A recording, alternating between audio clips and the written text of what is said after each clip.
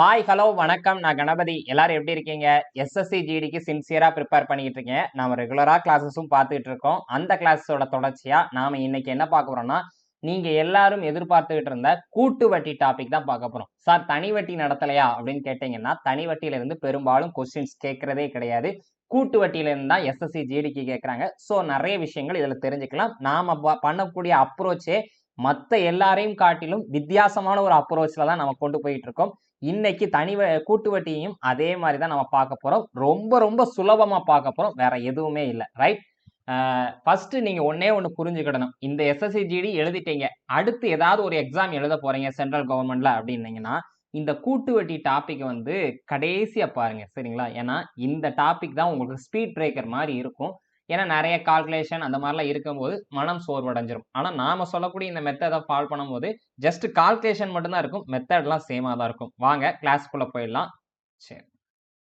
இன்னைக்கு கூட்டு வட்டி டாபிக்ல நான் சொல்லக்கூடிய விஷயம் என்னன்னு பார்த்தீங்கன்னா, இந்த விஷயம் தெரியாததுனால நெறைய பேர் குழம்பி போயிடுறாங்க. சரியா? ரைட். ஃபர்ஸ்ட் என்னன்னு பார்த்தீங்கன்னா, என்னைக்குமே ஒரு வட்டி கட்டுதோம் அப்டின்னா, ஆண்டு முக்கியமே கிடையாது. தவணை தான் முக்கியம். என்ன சார், தவணைனாலும் ஆண்டுனாலும் ஒண்ணு தானே சார்? கண்டிப்பா இல்லவே இல்ல. சரியா? இப்போ நல்லா பாருங்க. 1 வருஷத்துக்கு ஒரு தடவ வட்டி கட்டணும் அப்டின்னா, ஒரு தடவ கட்டுதாங்கன்னு அர்த்தம். சரி, ஒரு தடவ அப்டின்னு வார்த்தை வந்துருச்சா? இதுவே ஒரு வருஷத்துல 6 மாசத்துக்கு ஒருக்க வட்டி கட்டணும் அப்டின்னா என்ன சொல்லிருவோம்? அப்ப 6 மாசம், 2வது 6 மாசம். அப்ப 2 தடவ கட்ட வேண்டியதா இருந்துரும். அப்போ ஒரு வருஷத்திலே 2 மாறிருதுல்ல. தவணை மாறிருதுல்ல. அப்ப என்னைக்குமே நீங்க கூட்டு வட்டி ஆகட்டும், தனி வட்டி ஆகட்டும், தவணை அப்படிங்கிறது தான் முக்கியம். நமக்கு வந்து ஸ்கூல்ல இருந்தே இந்த பிஎன்ஆர் பை 100, பிஎன்ஆர் பை 100 அப்படிங்கிறது கூட்டு வட்டியில படிக்க ஆரம்பிச்சதுனால, தனி வட்டிக்கும் என்ஸ் ஈக்குவல் டூ ஆண்ட தான் மெயினா ஃபோக்கஸ் பண்ணி எடுத்திருப்பாங்க. அதனால தான் பெரிய பெரிய கணக்குகளுக்கு போகும்போது உங்க எல்லாருக்குமே குழப்பமாயிடும். இன்னையிலேருந்து ஞாபகம் வச்சுக்கோங்க. ஆண்ட நான் பார்க்கவே போறதில்ல. தவணைய தான் நான் பார்க்க போறேன் அப்படிங்கிற ஸ்டெப்ப புரிஞ்சுக்கணும். சரிங்களா? ரைட். இப்ப அடுத்த ஸ்டெப் என்ன சார் அப்படின்னு பார்த்தீங்கன்னா, ஒண்ணுமே இல்ல. இந்த தவணை அப்படிங்கிறத வந்து டி அப்படிங்கிற வார்த்தையில நம்ம குறிப்பிட போறோம். நான் டீன்னு வச்சுக்கிட்டேன். நீங்க எதுனாலும் வச்சுக்கங்க. ஓகேவா? ரைட். இந்த 2 பாயிண்ட் பார்த்தாச்சு.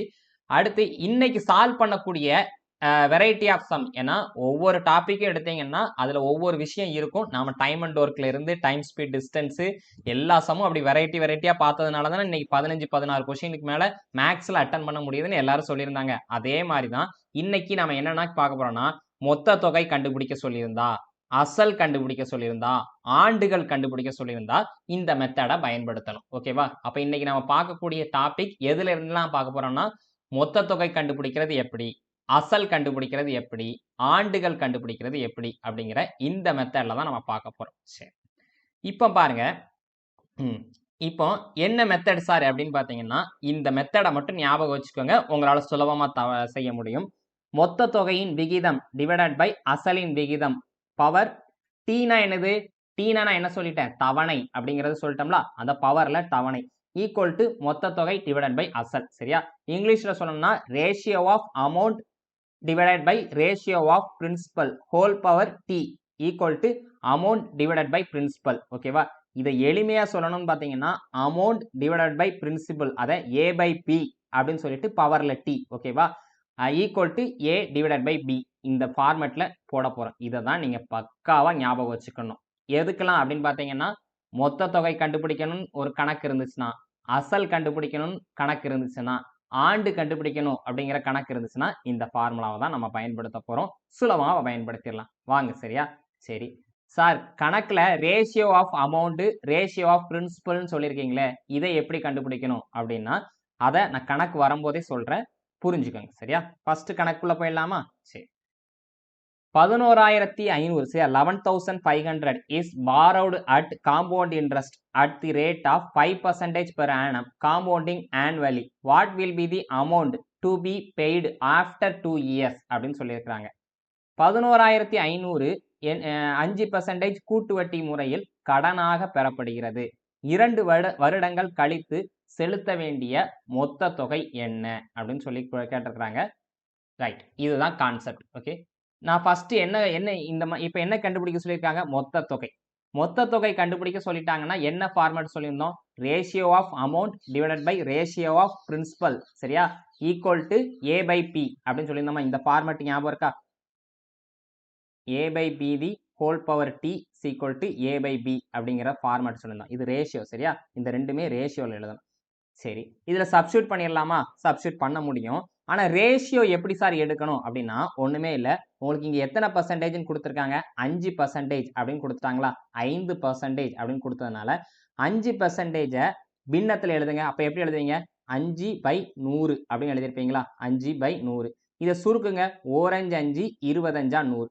அப்ப என்னன்னா 1/20. ஓகேவா? 1/20.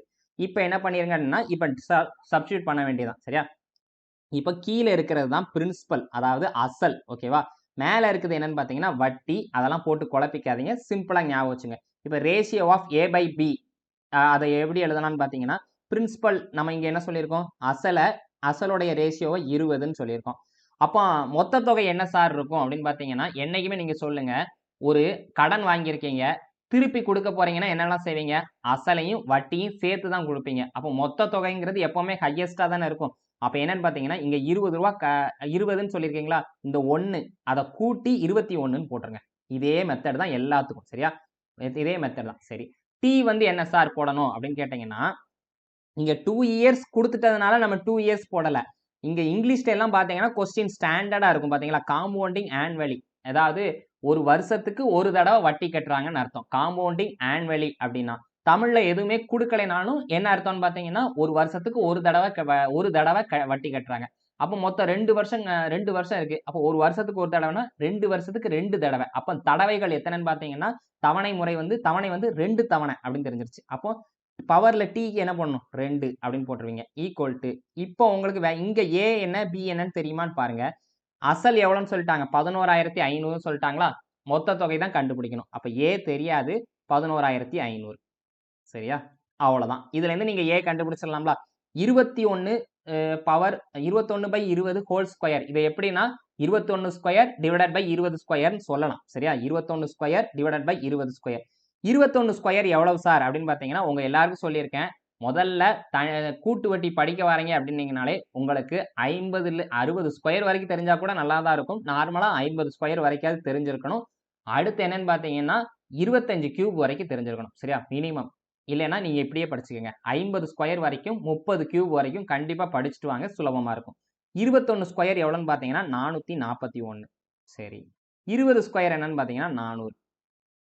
சரி, இங்க என்ன இருந்துச்சுன்னு பாத்தீங்கன்னா ஏ டிவைடட் பை 11,500 இருந்துச்சா? உங்களுக்கு ஏ தான் கண்டுபிடிக்கணும். அப்ப ஏ எங்க பாத்தீங்கன்னா இங்க வந்துடும். 11,500 வகுத்தல்ல இருந்த 11,500 பெருக்கலாம் மாறிடும். சரியா? இப்ப 2 0 2 0 வேற வழியே கிடையாது. நீங்க பெருக்கி தான் நீங்க வகுக்கணும். சரியா?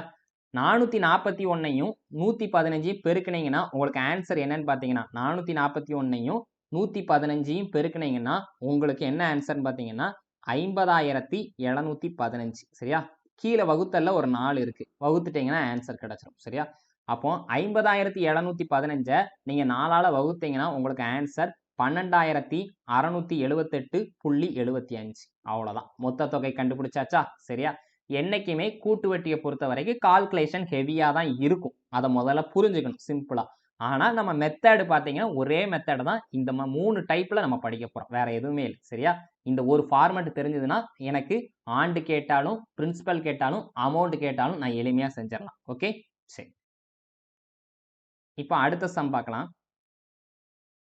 ஒரு குறிப்பிட்ட அசல் ரூபாய் 26,450 என்கிற தொகையாக 15% கூட்டு வட்டி முறையில் 2 ஆண்டுகளில் மாறுகிறது எனில் அசலை காண்க.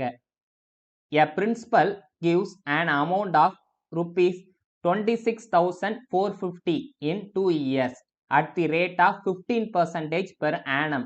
Compound interest compounding annually அப்படின்னு சொல்லிட்டாங்க. What is the principal? சரியா?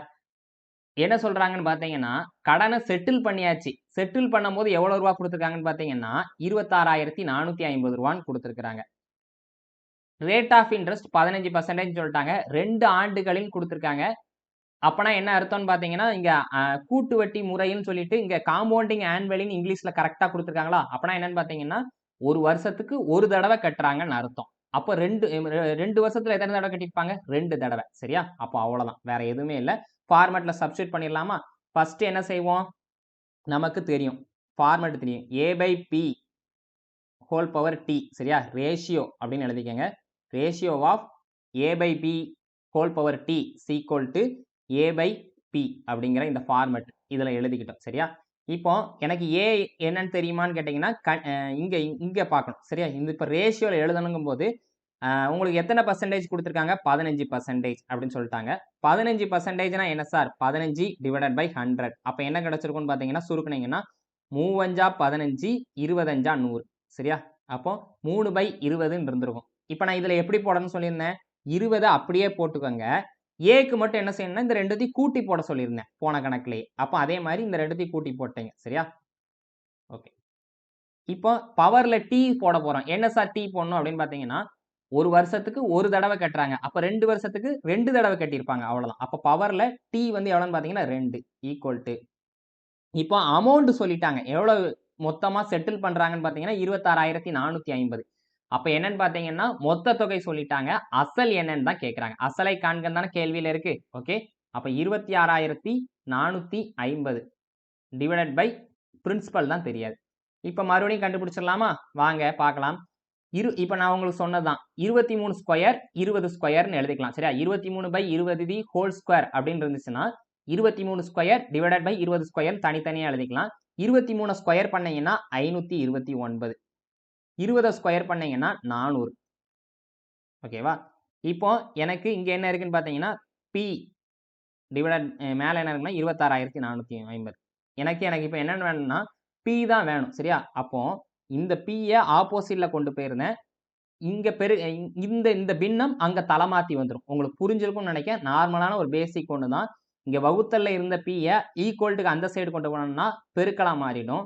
இங்க என்ன இருந்துச்சுன்னு பாத்தீங்கன்னா 26,450 இருந்துச்சு. இங்க இருந்த பின்னத்தை நான் இப்ப இங்க கொண்டு வந்துட்டேன் அப்படின்னா தலை மாத்தி எழுதிக்கங்க, அவ்வளவுதான் பெருக்கல்ல. அப்ப 400 டிவைடட் பை 529, சரியா? 400 டிவைடட் பை 529. இதை சால்வ் பண்ணீங்கன்னா உங்களுக்கு ஆன்சர் கிடைச்சிடும். ஓகே, இதை சால்வ் பண்ணிடுங்க. அப்ப என்ன கிடைக்கும் அப்படின்னு பாத்தீங்கன்னா அடி கொடுக்கலாமா?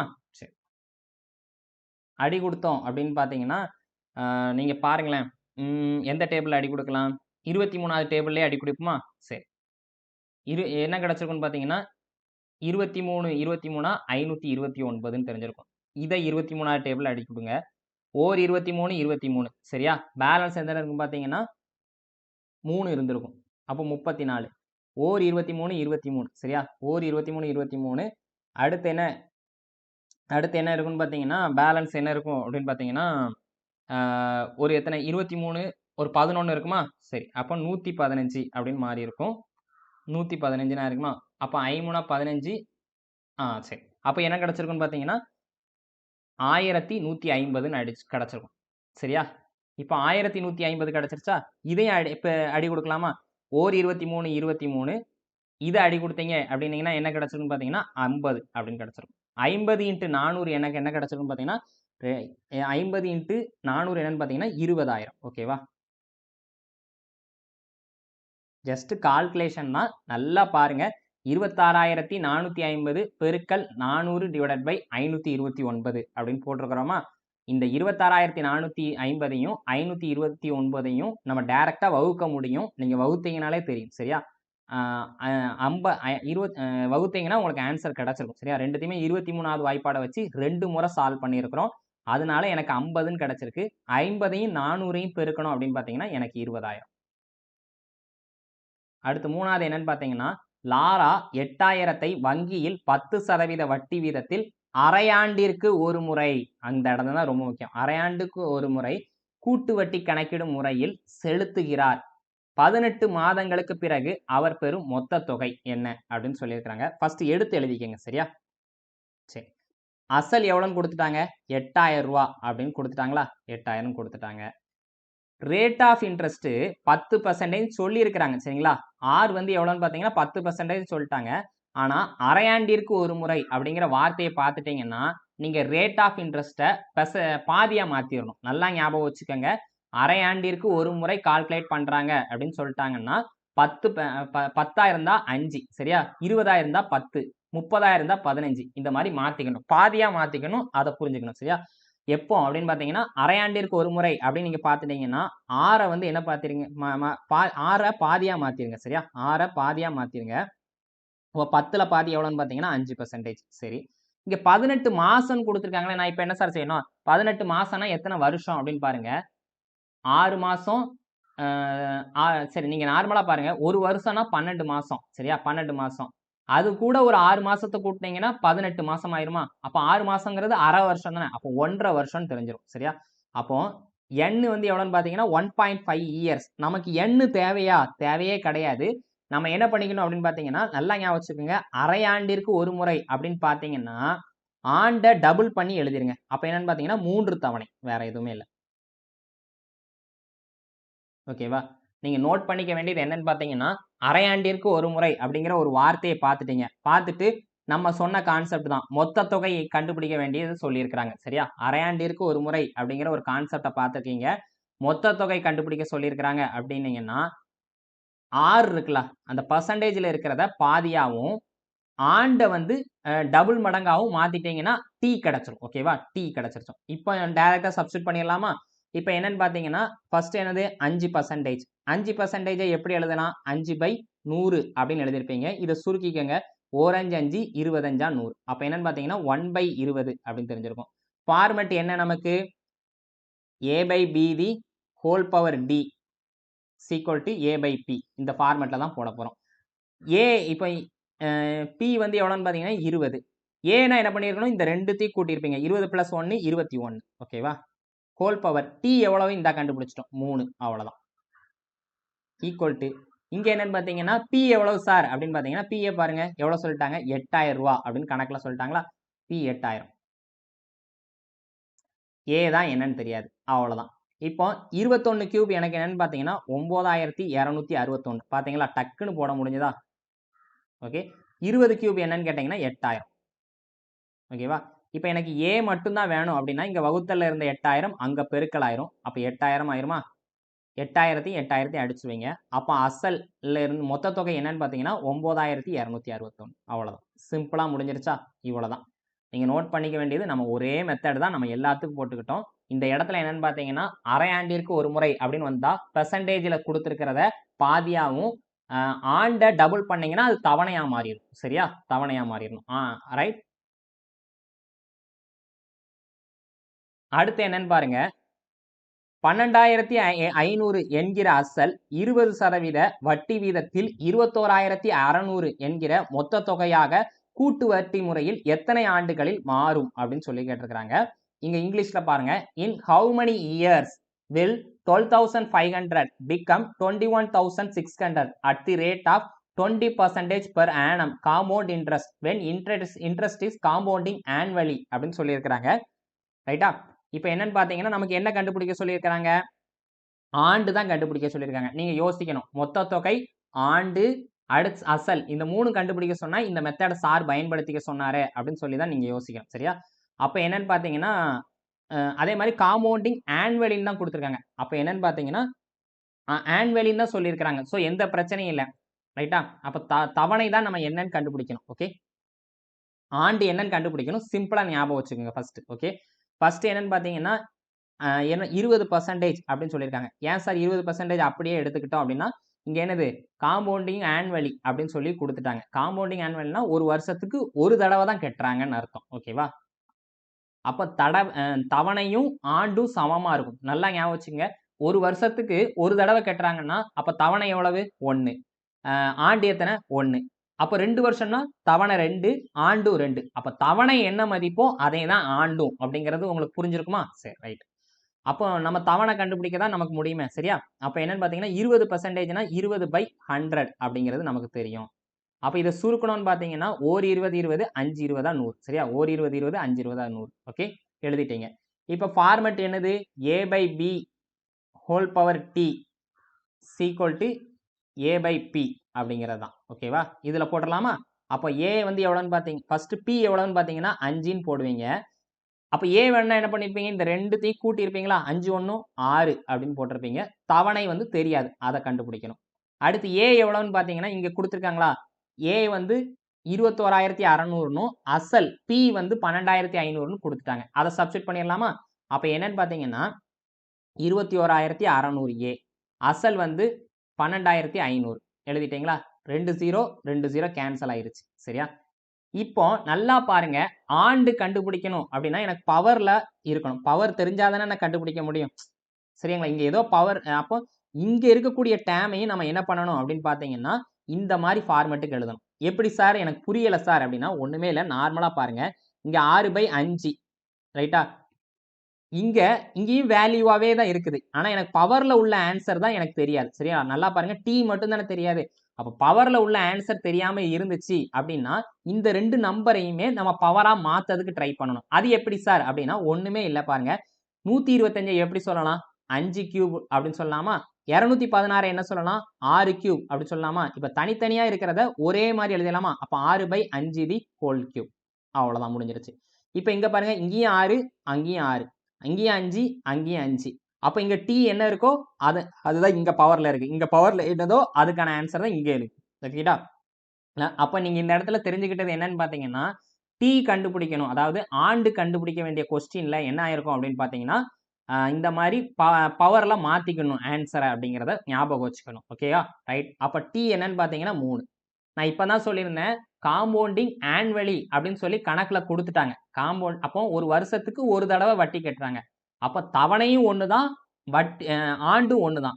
இப்ப 2 வருஷம் 2 தவணையா கட்டுனாங்கன்னா 2 வருஷத்துல கட்டியிருக்காங்கன்னு அர்த்தம். 3 தவணையா கட்டியிருக்காங்கன்னா 3 வருஷத்துல கட்டியிருக்காங்கன்னு அர்த்தம். அப்ப தவணையும் ஆண்டும் சேம் தான். அப்ப டி வந்து 3னா அப்ப ஆண்டு எவ்வளவுன்னு பார்த்தீங்கன்னா 3 வருஷம் தான். ஓகேவா? ரைட். இப்ப அடுத்து பார்க்கலாமா? அடுத்து அப்படி பாருங்க. 800 என்கிற அசல் சரியா? இங்க தமிழ்ல ஒரு ஸ்பெல்லிங் இருக்கு. 800 என்கிற அசல் 926.10 என்கிற மொத்த தொகையாக 10% வட்டி வீதத்தில் அரையாண்டிற்கு ஒரு முறை வட்டி கணக்கிடப்படும் முறையில் எத்தனை ஆண்டுகளில் மாறும் அப்படின்னு சொல்லியிருக்காங்க. ஆண்டு தான் கேட்டிருக்காங்க. ஆண்டு கேட்டாலே சார் சொல்லி கொடுத்திருந்தாரு. அந்த மெத்தட்லயே போடணும்னு ஞாபகம் வச்சுக்கணும். சரியா? ஆனா என்னன்னு பார்த்தீங்கன்னா, அரை ஆண்டிற்கு ஒரு முறை அப்படின்னு சொல்லி கேட்டிருக்காங்க. அரை ஆண்டிற்கு ஒரு முறைனா என்ன அர்த்தம்? 6 மாசத்துக்கு ஒருக்க கால்குலேட் பண்ணுதாங்க. அதாவது ஒரு வருஷத்திலேயே 2 முறை 2 தவணையில கட்டுதாங்க. அதான் அர்த்தம். அப்ப டி வந்து எவ்வளோன்னு பார்த்தீங்கன்னா, என்ன மாரி 2 மடங்கு இருக்கு அர்த்தம். ரொம்ப யோசிக்காதீங்க. டி கண்டுபிடிங்க. சரியா? அரை ஆண்டிற்கு ஒரு முறை அப்படின்னு சொல்லியிருந்தாங்கன்னா, பாதி ஆக்கிருங்க. வேற எதுவுமே இல்ல. சரியா? பாதி ஆக்கிருங்க. அதுதான் ஆண்டு. ஓகே. நல்லா பார்த்துக்கங்க. டி அப்படிங்கிறது தவணைன்னு கிடைக்குமா? அப்போ 6 மாசத்துக்கு ஒருக்க வட்டி கட்டிட்டே இருக்காங்க. அப்போ ஒரு வருஷத்திலேயே 2 தடவ கட்டுறாங்க. அப்போ ஒரு வருஷம் அப்படின்னா 2 தவணைன்னு மாறுதா? அப்போ அவ்வளவுதான். அப்ப டீய பாதி ஆக்குனீங்கன்னா அதுதான் ஆண்டு. சரியா? ஒரு வருஷம் 2. அப்ப 2 வருஷம்னா 4 அப்படின்னு வருதுல்ல? அப்ப என்ன ஆயிருச்சு? 2 வருஷம்னா 4 தவணை கட்டியிருப்பாங்கன்னு அர்த்தமாயிரும். அப்ப 4 பாதி ஆக்குனா 2 வருஷம் கிடைச்சிருச்சுடா? அதே மாரி தான் டி என்ன கிடைக்குதோ அத பாதியா மாத்தணும். ஓகேவா? இந்த இடத்துல நீங்க ஞாபகம் வச்சுக்க வேண்டியது ஆண்டு தான் கண்டுபிடிக்க சொல்லியிருக்காங்க. ஆனா அரையாண்டிற்கு ஒரு முறை அப்படின்னு குடுத்துட்டாங்க அப்படின்னா, டி கண்டுபிடிச்சிட்டு நான் அத பாதியா மாத்திட்டா அது ஆண்டு கிடைச்சிரும். ஓகே. சரி. ஃபார்மட் எழுதிக்கலாமா? ஃபர்ஸ்ட் 10% அப்படின்னு சொல்லியிருக்காங்க. 10% அப்படியே எடுத்துக்கணுமா? ஏன்னா எடுக்கக்கூடாதுல்ல. ஏன் எடுக்கணும்? எடுக்கக்கூடாது. ஏன்னா இங்க அரையாண்டிற்கு ஒரு முறை அப்படின்னு சொல்லிட்டாங்கன்னா, இனிமேல் 5% தான் எடுக்கணும். 10% எடுக்கக்கூடாது. சரியா? ரைட். அப்ப 5%னா என்ன சார்? அப்படின்னு பார்த்தீங்கன்னா, 5/100 ஓகே. அப்ப அத சிம்ப்ளிஃபை பண்ணீங்கன்னா, ஓரஞ்சு 5 25 100. அப்ப என்னன்னா 20/1 சரியா? 20/1 அப்படிங்கிறது தெரிஞ்சிருக்கும். சரி ரைட். இப்ப நமக்கு ஃபார்மட் என்னது? A by P whole power T equal to A by P அப்படிங்கிற இந்த ஃபார்மட்ல தான் போட போறோம். சரி. போட்டுடலாமா? அப்ப என்னன்னா P என்னன்னு பார்த்தீங்கன்னா 20ன்னு வச்சுக்கிட்டா, மொத்த தொகை என்ன இருக்கும்? இந்த ரெண்டுத்தையும் கூட்டிப்பீங்களா? அப்ப 20 + 1 21 ஓகேவா? இப்போ டைம்ஸ் தெரியுமா? தெரியாது. ஓகே. டி தெரியாது. அடுத்து இப்ப இங்க என்ன சொல்லிட்டாங்கன்னு பார்த்தீங்கன்னா, ரூ. 800 அப்படிங்கிறத இப்ப அசல் 800 என்கிற அசல் ஓகேவா? 800 என்கிற அசல் 926.10 என்கிற மொத்த தொகையாக. அப்ப மொத்த தொகையும் தெரியும், அசலும் தெரியும். சரியா? அப்ப என்னன்னு பார்த்தீங்கன்னா, 926.10 அப்படின்னு இருக்கா? டிவைடட் பை அசல் என்னன்னு பார்த்தீங்கன்னா 800. இங்க புள்ளிலாம் வச்சிருந்தா உங்களுக்கு கஷ்டமா தானே இருக்கும். அப்ப என்ன பண்ணுங்கன்னு பார்த்தீங்கன்னா, மேலேயும் கீழேயும் 10ஆல பெருக்கியிருக்கீங்கன்னு ஞாபகம் வச்சுக்கோங்க. சரிங்களா? ஏன் சார் 10ஆல அப்படின்னா, இந்த புள்ளி போறதுக்காண்டி. அப்ப 10ஆல பெருக்கியிருந்தீங்கன்னா என்ன ஆயிருக்கும்? இப்படி புள்ளி வச்சிருப்பீங்க. ஒரு ஸ்தானம் தள்ளி. ஓகேவா? நல்லா பாருங்க. இப்படி புள்ளி வச்சிருப்பீங்க. புள்ளிக்கு அப்புறம் 0 தான் இருக்குன்னா அது தேவையில்லை. ஓகேவா? 10ஆல பெருக்கினீங்க. 800 × 10 என்ன இருக்குன்னா 8000. ஒரு 0 சேர்த்துக்கங்க. அவ்வளவுதான். ஏன் பெருக்கணும் அப்படின்னா நமக்கு புள்ளிக்கு அப்புறம் இருக்கிறது கொஞ்சம் கஷ்டமா இருக்குல்ல. சார் 100ஆல பெருக்கலாமா? 100ஆல பெருக்கினீங்கனாலும் அடுத்து என்ன இருக்கும்? இப்படி ஒரு 0 இப்படி ஒரு 0 இருந்திருக்கும். இந்த 0 இந்த 0 ஆடி போயிருக்கும். சரியா? வேற எதுவுமே இல்லை. நம்ம போக வைக்கிறதுக்காண்டி தான் இது பண்ணிட்டோம். அது போக என்னன்னா நீங்க ஸ்கொயர் கியூப்லாம் படிச்சிட்டீங்கன்னா இந்த நம்பர் தான் அடிக்கடி ரிப்பீட் ஆகிட்டே இருக்கும். சரியா? ரைட். இப்போ நான் உங்களுக்கு சொல்லியிருக்கேன். நல்லா ஞாபகம் வச்சு பாருங்க. உங்களுக்கு தவணை கண்டுபிடிக்கிற மாதிரி பவர்ல இருக்கிறது கண்டுபிடிக்கிற மாதிரி இருந்துச்சுன்னா இங்க இருக்கக்கூடிய இந்த விஷயத்தையும் நான் பவரா மாத்தணும். சரியா? இதை பார்த்தாலே தெரிஞ்சிருக்கும். எனக்கு ஸ்கொயர் கியூப் படிச்சிருந்தா எனக்கு பார்த்தாலே தெரிஞ்சிருக்கும். என்ன ஆயிருக்குன்னு பாத்தீங்கன்னா 20 கியூப் தான் 8000. சரியா? 20 கியூப் தான் 8000. 21 கியூப் தான் என்னன்னு பாத்தீங்கன்னா 9261. நல்லா பாருங்க. 20 கியூப் தான் 8000, 21 கியூப் தான் 9261. இப்போ மேலையும் கீழையும் பவர்ல ரெண்டுமே சேமா இருந்துச்சுன்னா இப்படியே எழுதிக்கலாம். 21/20 ஹோல் கியூப் அப்படின்னு எழுதிக்கலாமா? அப்ப என்ன பாருங்க, இங்கேயும் 21, இங்கேயும் 21, இங்கேயும் 20, இங்கேயும் 20. அப்போ பவர்ல என்ன இருக்கோ இங்கேயும் அதே தான் அதுக்கான ஆன்சரா இருக்கும். சரியா? அப்ப t = என்னன்னு பாத்தீங்கன்னா 3. 3 தவணையில கெட்டுதாங்க. ரைட்டு. அப்போ மொத்தம் 3 தவணை கெட்டியிருக்கிறாங்க. ஆனா அரை வருஷத்துக்கு ஒருக்க அப்படின்னு சொல்லுங்க.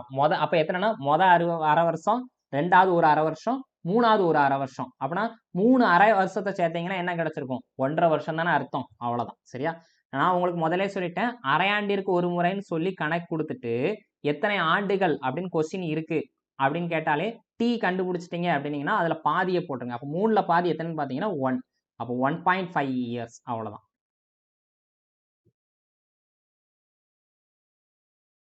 அடுத்து ஃபைனலா என்னன்னு பாத்தீங்கன்னா இது வந்து உங்களுக்கான ஹோம்ஒர்க். சரியா? இந்த ஹோம்ஒர்க்கான ஆன்சரை கமெண்ட் பாக்ஸில் சொல்லுங்க. ரூபாய் 1875 என்கிற அசல் 4% வட்டி வீதத்தில் அரையாண்டிற்கு ஒரு முறை வட்டி கணக்கிடப்பட்டால் எத்தனை வருடங்களில் 2028 என்கிற மொத்த தொகையாக மாறும்? அசல் கொடுத்துட்டாங்க. அடுத்து மொத்த தொகை 2028ன்னு சொல்லிட்டாங்க. வருஷம் எத்தனை அப்படிங்கிறது தான் கேட்குறாங்க. சரியா? 4% சொல்லியிருக்கிறாங்க. ஆனா அரையாண்டிற்கு ஒரு முறை. அரையாண்டிற்கு ஒரு முறைனா எப்படி எடுப்பீங்க? ரேட் ஆஃப் இன்ட்ரெஸ்ட் என்ன எடுக்கணும்? 4ல பாதி 2%. சரியா? அப்போ 2% என்னது? 2/100 அப்படின்னு போட்டிருப்பீங்க. அப்போ என்ன கிடைச்சிருக்கும்? 1/50. இதை எடுத்திருப்பீங்க. அடுத்து என்னன்னு பார்த்தீங்கன்னா அசல் எவ்வளவு சொல்லிட்டாங்க. அசல் மொத்த தொகை என்னன்னு தெரியும். சரியா? மொத்த தொகை எவ்வளோன்னு பார்த்தீங்கன்னா 2028. அசல் வந்து 1875. நான் எல்லாத்தையும் எழுதிட்டேன். நீங்க சப்ஸ்டியூட் பண்ணி ஆன்சர் மட்டும் சொல்லுங்க. சரியா? ஆன்சர் மட்டும் சொல்லுங்க. இதுல இருந்து ஒரு டி கிடைக்கும். டீல பாதி தான் என்னன்னு பார்த்தீங்கன்னா வருஷம். ஓகேவா?